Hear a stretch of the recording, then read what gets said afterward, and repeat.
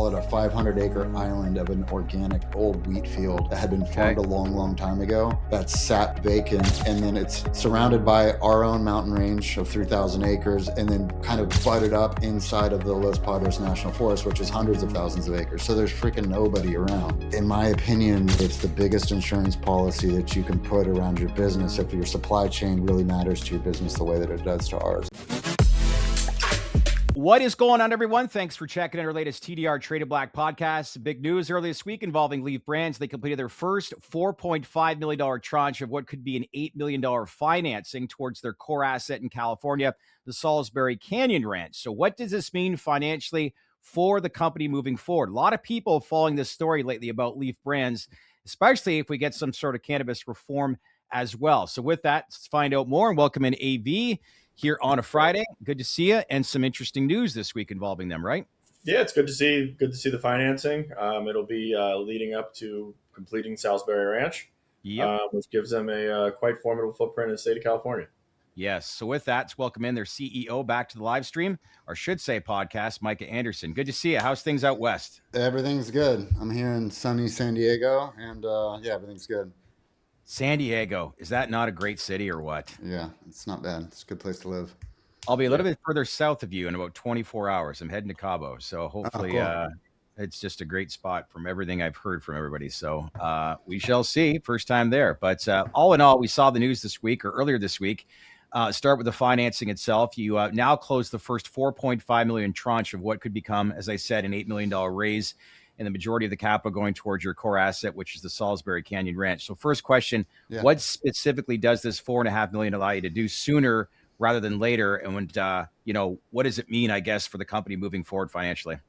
Yeah, it's, it's obviously going to have a big impact. I think the main use of proceeds in this first tranche is going to allow for us to expand and grow into the farm quicker than we had anticipated.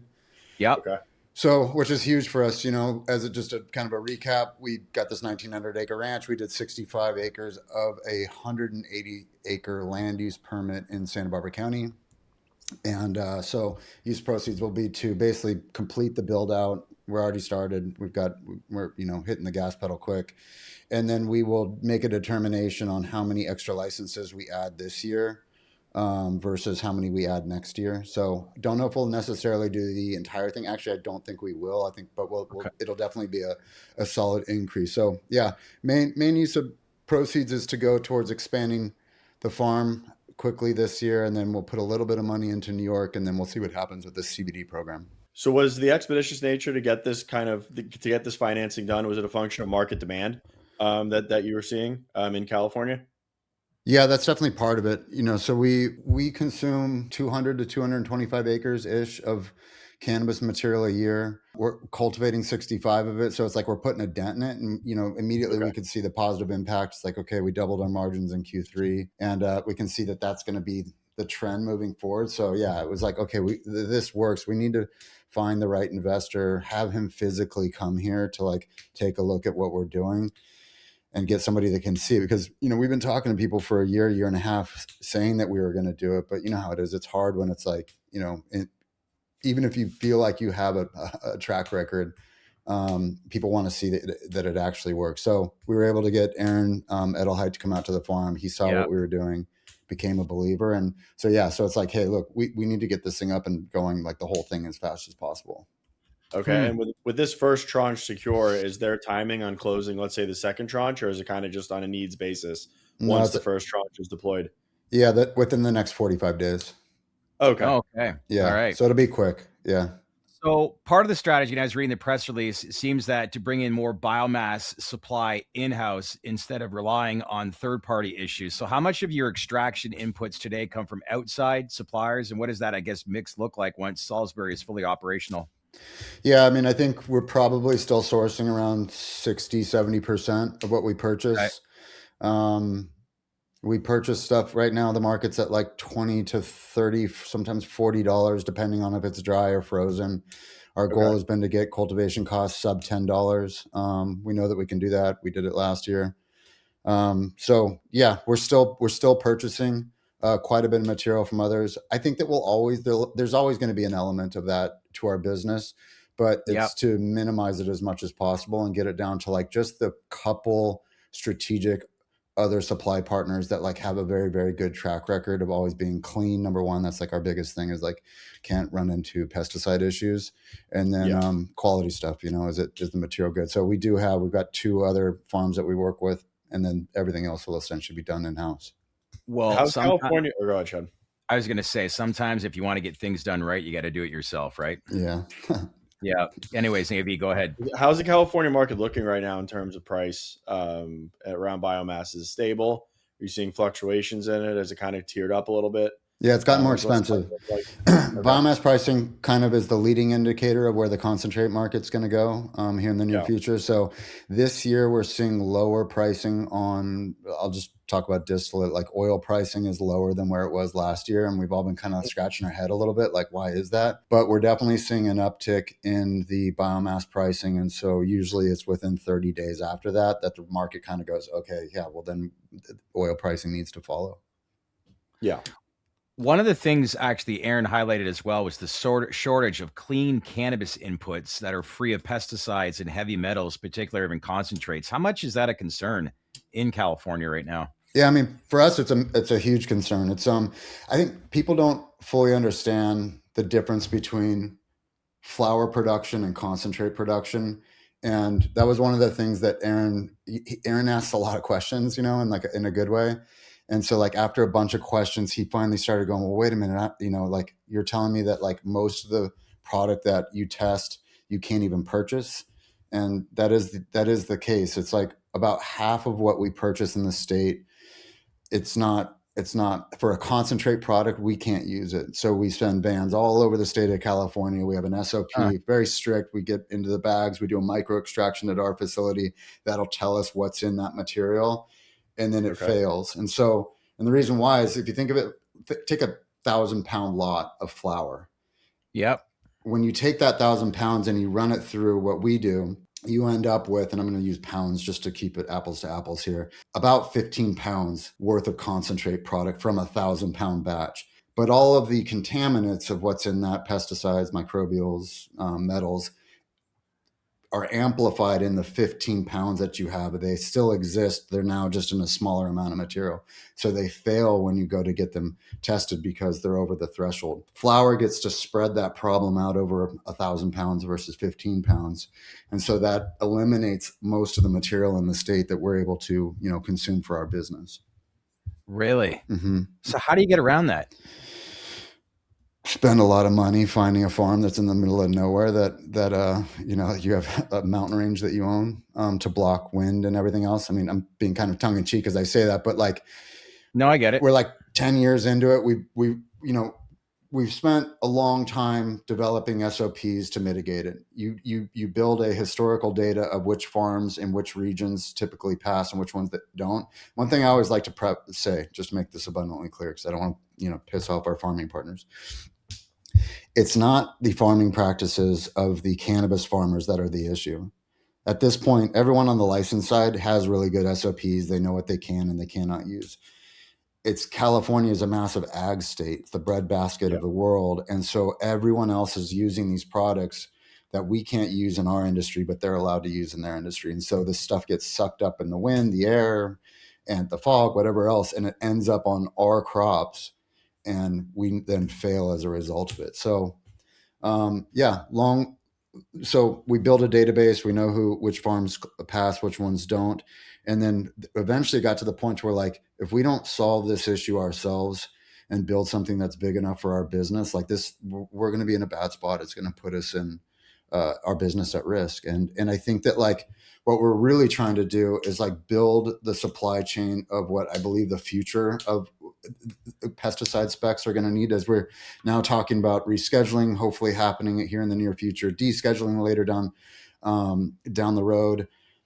The medical side of like where I think that like I have my sneaky suspicion is that like we're going to see a lot more emphasis on a medical market than a recreational market. 100%. Yeah. And that then it's going to matter. It's really going to matter, especially if you're trying to, think of like an acquiring company, a really big institution that wants to come in and consolidate an industry. They're not going to touch anything that is going to put them in some sort of like litigation issue where, like, 10 years later down the road, people start making claims around what these pesticides did to their health.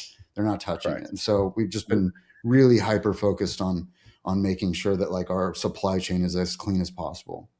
We got to get out to that ranch, don't we, AV? Yeah, definitely. How competitive is the market for, let's call it, clean, quality flower that can actually be broken down into extracts in California? I'm assuming pretty competitive, because I mean there are I know there's a lot of processors myself in California that are making extracts. Yeah, we're all outbidding each other, and I think that's why you're seeing trim pricing go up right now this time of year, right? Because we're getting to the point to where fall harvest was now months ago, so all the clean stuff is like in large part been picked through, and so these piles of clean material or pockets of clean material are scarcer, and then you've got all these other processors that we compete with. So for just being transparent, it's like we grew a bunch of material. We've now ran all of the material, or almost all the material, from our own farm, and now we're back to running the business the way that we used to run it. And we're dealing with all the pain points so Q2 you'll see the results of that of our performance, and then we'll harvest again in July. And with the extra acres, our goal is that once we get into Q3, Q4 of this year, and then into 2027 and 2028, we are then in a position to where we've like stabilized and kind of right-sized our own business around the size of our supply chain, to where we don't have that ebb and flow, that kind of Q1, Q2 issue each year. Is there a certain expansion footprint on the farm to where you become sustainable right now to meet demand, to where you're not sourcing any outside biomass? It's all your internal crop? Yeah, there's a pathway to getting there. I don't think that it happens this year. I think it happens over the course of 27 and into 2028. Okay. The raise actually includes units with warrants and preferred shares that are paying a dividend, which is pretty creative. So how did you land on this structure? It was a bunch of back and forth conversations with the lead investor, how to structure it. It's hard doing equity deals when your share price is where our share price is, right? And so we have to be mindful of like the people that have been in the deal with us for a long period of time, and then weigh that up against, how impactful the money can be. And so it was just a bit of like, I wouldn't even, tug of war is not the right words. It's just conversation around, let's do this much equity. Let's get the people that want to be in on the common side for, maximizing their opportunity for upside. And then, our CFO, Kevin, a bunch of conversations on what can the company, based on what we think we can do in sales and profitability, like what do we absolutely know that we will be able to afford in interest payments. And so that was the exercise that we went through and where we landed, and it worked for both sides. We also added Jamie Mandola to the board, which a lot of us know from AIR, and as well as his involvement in the Mercer Park SPAC that became Glasshouse. How's that addition working, I guess, strategically? Or I guess, what was the thought process behind that? Yeah, it's brand new. As an investor? He is, yeah. So he's investing in this round. It's brand new. So like, I'm getting to know Jamie. I've gotten to know him over the last like 6 months, I'd say. I originally brought him to the farm. I invited him. He lives up in the Bay Area, and I just transparently, it's like I've been trying to find like new groups like that we don't already talk to on the investment side, and like tell our story and drive interest in. And at a time when it was like damn near impossible to get anyone interested in your business. And I knew that like if we can get people to come physically see what we're doing and like put eyes on it, they'll be able to get it. If I can just sit there and talk to them and explain to them, and then of course show them the math and show that like, look, we've now done it. And so Jamie, to his credit, he drove down. He spent a night or 2 nights on the ranch with myself and Jesse, did a bunch of touring around the ranch, went over the whole vision, and this is how I see it, whatnot. And so Jamie reached out to Aaron, because Aaron lives in Santa Barbara at Mindset, and was like, hey, you should drive over the hill from where you're at in the Carpinteria area and come look at what these guys are working on. And so that's how it all came to fruition. And so Aaron came over, Jamie came down, and we did the whole, tour again. And it worked out. It's awesome. Aaron's been great so far, and so is Jamie. So so back to your question. So we needed a 5th board member.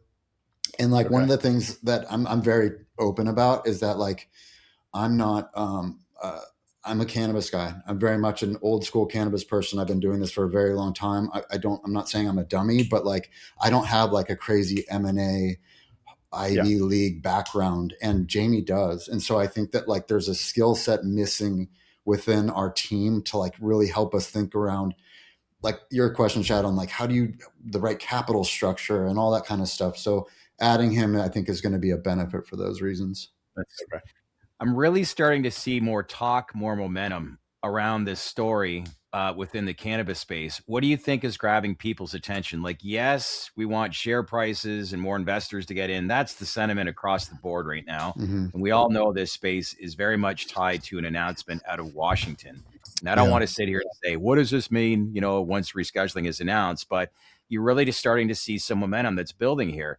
But is the key, I guess, selling point is just getting people out to California to visually show them what you're doing, the selling point and all this? Yeah, I think that's part of it. We're definitely going to do that this year. We're going to have probably a couple different events on the farm, and then maybe even another one in Northern California, because it's like there's been so much, for a good reason, so much focus on the farm because this is the thing that has like kind of turned the business around.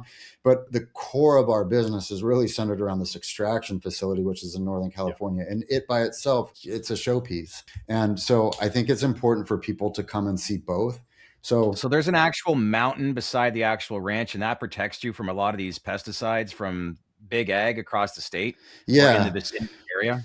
Yeah, so we purchased 1,900 acres, but the ranch is really 3,000 acres, and there's no, and the rest of the acreage is empty. It's just the people that we purchased the ranch from, they kept that in the deal, and so yeah, it's like think of like a call it a 500 acre island of an organic old wheat field that had been farmed a long time ago, that sat vacant, and then it's surrounded by our own mountain range of 3,000 acres, and then kind of butted up inside of the Los Padres National Forest, which is hundreds of thousands of acres. So there's freaking nobody around.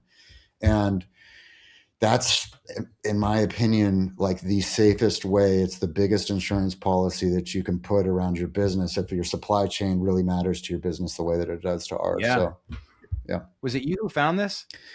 Yeah, myself and another guy that we spent 3 years.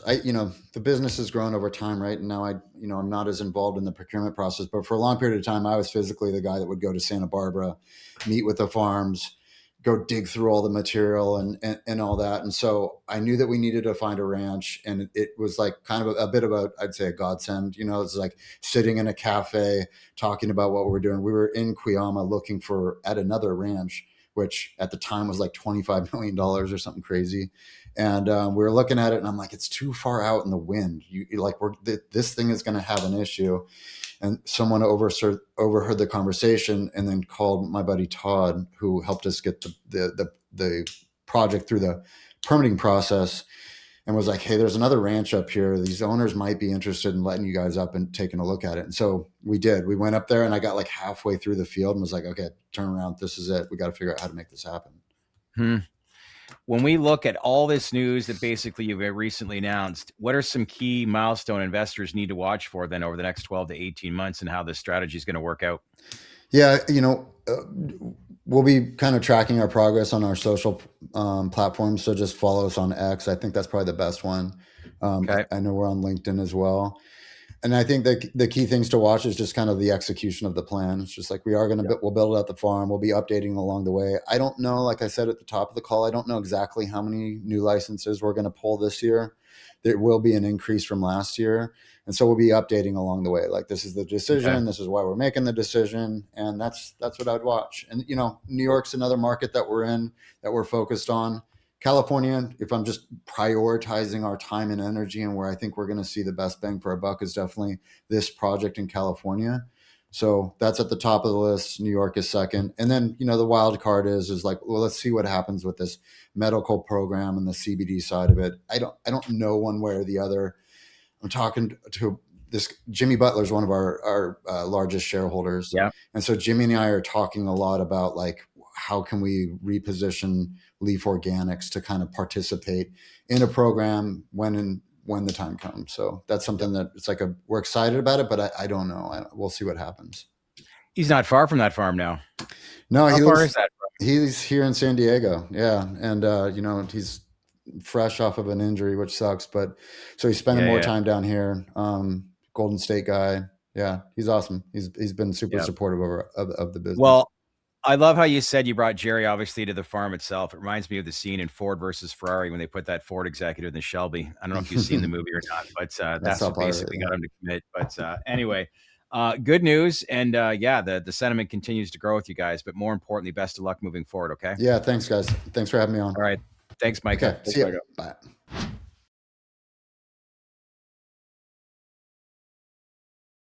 Hey everyone, thanks again for watching here today. Listen, if you're getting value from us here at TDR, make sure to check us out at TDR Plus. It's our exclusive membership community. Why? Well, you'll see CEO interviews that go beyond business, showing a personal side that you won't find anywhere else, including the biggest names of the industry. Plus, you'll get insights from analysts and day traders on where the industry's headed, both short-term and long-term, and a direct chat group with our team. It's only $7 a month, just 25 cents a day, and it helps support everything we do here at TDR. If you want to join, just click the join button below and become a TDR Plus member today. And once again, a big thank you for being part of our community. So that's it for today. And again, thanks for watching, and I'll see you next time.